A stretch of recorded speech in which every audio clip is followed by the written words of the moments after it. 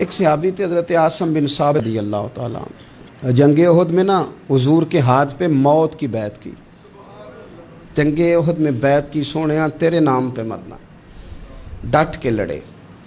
سلافہ بن سعد کے 2 بیٹے بدر میں قتل کیے انہوں نے۔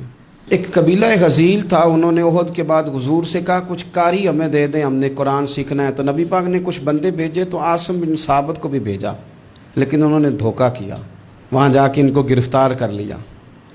جب گرفتار کر کے مکے والوں کے ہاتھ بیچنے لگے تو حضرت عاصم بن ثابت نے تلوار نکال لی، فرمانے لگے میں کافر کا قیدی ہو کے جینے سے بہتر ہے شہادت کی موت مر جاؤں۔ کافروں کا قیدی لڑے اور فرمانے لگے میرے کمان میں تیر باقی ہے، میں لڑوں گا اور اتنا لڑوں گا کہ تمہیں پتہ چلے گا مجھے لڑنا آتا ہے، اور فرمایا میں صبر کروں گا اور صبر کر کے دکھاؤں گا، میں ڈٹوں گا اور تمہیں ڈٹ کے۔ اکیلا بندہ میدان میں ڈٹ گیا، اکیلا۔ جب تیر ختم ہو گئے تو پھر نیزہ نکال لیا۔ یہ بات آپ کو اس لیے سمجھا رہا ہوں کہ کچھ لوگ کہتے ہیں جی میں اکیلا کیا کروں، تو یہ آخر میں یاد رکھیں کہ صبر آپ نے کرنا ہے چاہے اکیلے بھی رہ جائیں، حوصلہ کرنا ہے چاہے اکیلے بھی رہ جائیں۔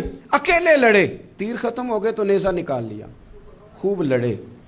اب اس نے قسم کھائی تھی کہ میں نے ان کی کھوپڑی پہ معاذ اللہ کھوپڑی منگانی ہے، سر منگانا ہے، اور یہ جو لے جا رہے تھے دھوکے کے ساتھ یہ بھی بیچنے لے جا رہے تھے۔ تو جب تھک گئے نا اور چاروں جانب سے جسم میں تیر پہ وسط ہو گئے تو دعا مانگی، اکیلا بندہ اور صبر کا مقام، دعا مانگی، کہا اے اللہ میں نے آخری دم تک تیرے دین کی حفاظت کی ہے، اب تو میرے جسم کی حفاظت کرنا، ان کے ہتھے نہ چڑھ جائے میرا جسم۔ حضرت عاصم بن ثابت رضی اللہ تعالیٰ عنہ شہید ہو گئے۔ کافر قریب گئے جسم پکڑنے کے لیے، گرفتار کرنے کے لیے، سر کاٹنے کے لیے، تو شہد کی مکھیاں آ گئیں، پورے جسم پہ قبضہ کر لیا۔ قریب جاتے تو مکھیاں لڑتی، کہنے لگے پیچھے ہٹ جاؤ، شام ہوگی نا توڑ جائیں گی، پھر ہم سر کاٹ لیں گے۔ شام تک چاروں جانے بیٹھے رہے، نہ کوئی ہوا آئی، نہ کوئی بادل برسا، نہ کوئی طوفان آیا۔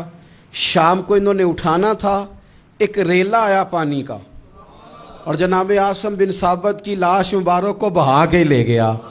میرے رب نے اس میدان میں بھی یہ بتلایا کہ جو صبر کرے نا رب اس کے جسم کی بھی حفاظت فرمایا کرتا ہے، کہ جسموں تک کی آخری دم تک اللہ کی مدد ان کے سامنے حال رہتی۔